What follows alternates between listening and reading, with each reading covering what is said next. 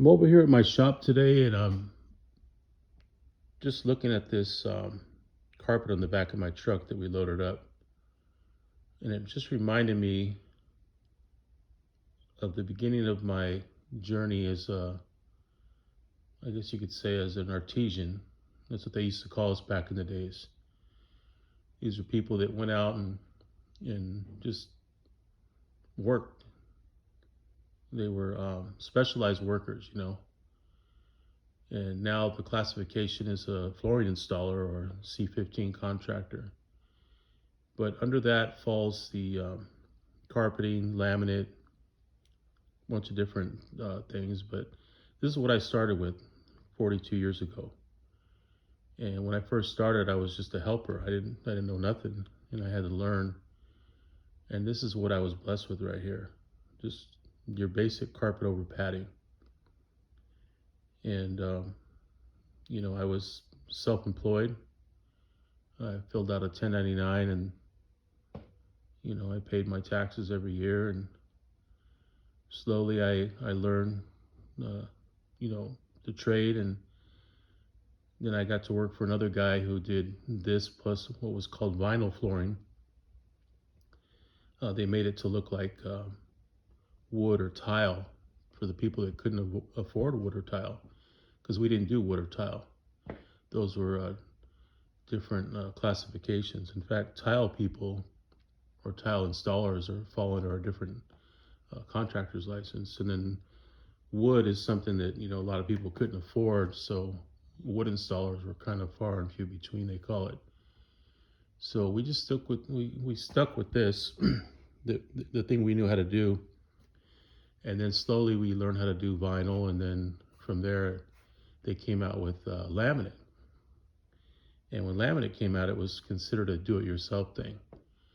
A lot of people couldn't do it themselves, or they tried to, and then they get stuck, and then they hire us to come finish it. So I learned that, and I learned every flooring that you see nowadays, other than tile and wood. And it's kind of like a dog. You give them dog food every day, and then all of a sudden you give them meat, and they don't want dog food no more. And this is considered right here the dog food of the industry. Nobody wants to do it. Everybody wants to do the easy floors. So when I get these jobs, it makes me think back of where I started from, and I don't turn them down, because if I do, I'm telling God no, because He's blessing me with this. Like Paul, when he had that thorn in his flesh, he realized that it was a gift that God gave him to keep him humble, and he kept trying to give it back. 3 times he asked the Lord to take it away, and the Lord would not. And then he finally realized that it was the grace of God that God was teaching him. God was teaching him that the grace of God was something that that God gave him, that he didn't work for, and that it was sufficient in that time of need. It was all he needed, and all he needed to deal with that problem that he had. So God taught him in that right there, about the grace of God. And this reminds me of that too. It keeps me humble, and I'm excited, to go out and do a job like this that we don't do every day no more. And it's not that I don't want to do it, it's just that a lot of people aren't putting this type of flooring in their house anymore.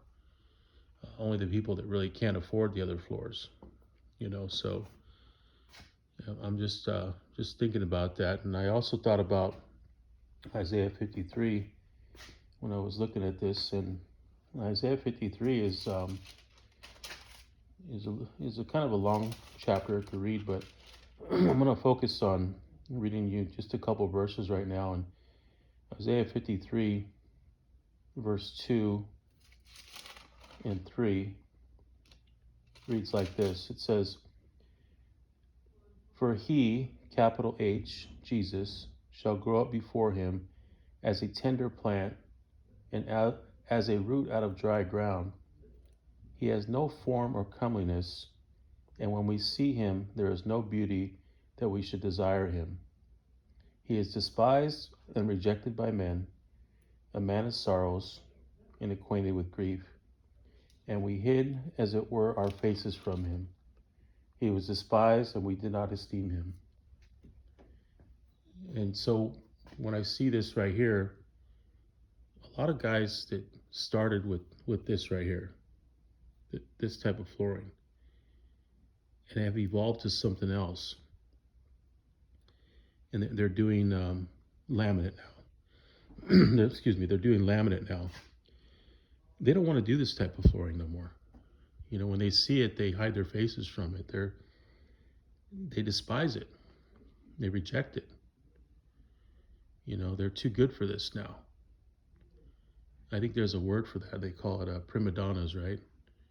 And I've done that too. I've despised this and I've rejected it. But now I rejoice. You know, this has been a thorn in my flesh, this work right here. This is how I've got my hernias. It's heavy work. It's hard work. It's probably the hardest work out of flooring. And it's the least amount of pay. And this roll that I have on the back here, this is, I think, a 32-foot roll of carpet. And I picked up a roll this size and carried it up a stairway that was probably 25 steps down in Long Beach, California. And that's how I got my first hernia. The hernia that I still deal with today. And it's a thorn in my flesh, but it reminds me of where I started from. And so I don't despise these things no more. You know, I have to eat what's on my plate. And God's given me some helpers to work with me so I don't have to do heavy lifting no more. And they say to work smarter, not harder, right? And that's what I've been doing. It also reminded me of a verse in Philippians 2. And in Philippians 2, in Philippians chapter 2, verse 3, it says, "Let nothing be done through selfish ambition or conceit, but in lowliness of mind, let each esteem others better than himself. Let each of you not only look out for your own interests, but also the interests of others." And then it says, "Let this mind be in you, which was also in Christ Jesus." Now, when you read that in verse 5, it says, "Let this mind be in you, which was also in Christ Jesus." A lot of people get mixed up to where he's talking about the verse before or the verse after. And the verse after says, "Who being in the form of God, did not consider it robbery to be equal to God, but made himself of no reputation, taking on the form of a bondservant, and coming in the likeness of men." And I'm going to read the rest of that in a minute, but is he talking about the mind right here? The mind in you, which was also in Christ? Is he talking about before or after this? And I say both. I say both because let nothing be done through selfish ambition or conceit, but in lowliness of mind, right? And then he talks about how not to look out for your own interests, but the interests of others also. And then he goes on to talk about the mind, and then he says, "Who being in the form of God," that Jesus didn't consider it robbery to be equal to God, but made himself with no reputation. So, excuse me, I'm kind of paraphrasing there, but my focus is on this mind that we have, that he's talking about, that we should have. It's all the above. Because if we start saying, well, he's talking about the verse before, the verse after, then that's our mind that we're thinking with, right? Because the mind of Christ is a mind that, it says it right here. It says, "Let nothing be done through selfish ambition or conceit, but in lowliness of mind," right? So he's talking about the mind. "Let each esteem others better than himself. Let each of you look out not for your own interests, but also the interests of others. Let this mind be in you, which was also in Christ Jesus, who, being in the form of God, did not consider it robbery to be equal to God, but made himself of no reputation, taking on the form of a bondservant, and coming in the likeness of men. See, so his mind was that he was God, but he was going to come as a man. He in other words, you ever seen those people that write those wills and they say, I so and so of a sound mind say this and this and that. Jesus came on his own accord. Jesus came out of a sober mind.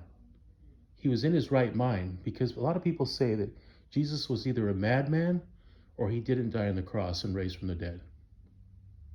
But he did this on his own accord. He knew exactly where he came from, exactly what he was doing, exactly where he was going, and exactly what was going to happen to him. He became a man. He came down to the lowest point. He stepped down from his deity and became one of us to walk in our shoes. Look at my shoes. Not the quality of them. They're not tied. I've been doing that for like the last year now. And I just haven't been tying my shoes. And I'm thinking, why am I doing this, Lord? Why aren't you rebuking me for this, It sounds funny, huh? Like it's a sin, right? But you know what he told me the other day? He said, Joe, I want you to keep your shoes untied because I want you to be ready to walk in someone else's shoes at a moment's notice.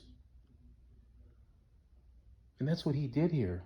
He walked in our shoes. It says that, let this mind be in you, which was also in Christ Jesus, who being in the form of God, did not consider it robbery to be equal with God, but made himself of no reputation, and taking on the form of a bondservant, and coming in the likeness of men.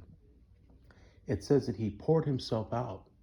He became nothing, and being found in the appearance of a man, this is verse 8, by the way, he humbled himself and became obedient to the point of death, even the death of the cross. So all the way up until the point where he was going to die, where he was in the garden, and he knew he was going to die, all the way to the cross, on the cross, when they were ridiculing him and telling him, come down. If you're the Son of God, come down. If you are equal with God, if you did come from heaven, come down and save yourself, save us too. They said, save yourself and us. That's what the thieves were telling him. But he wasn't there just to save himself, because he could have saved himself any time. He said, I could call down legions of angels from heaven right now and be saved. That's not why he came. He came to save us. He humbled himself and became one of us to experience our pain, to walk in our shoes. So sometimes we have to be humble in order to see him, in order to realize how great we have it. That's what these things reminded me of today. That's what this is reminding me of now. Just how good God is and what he did for us.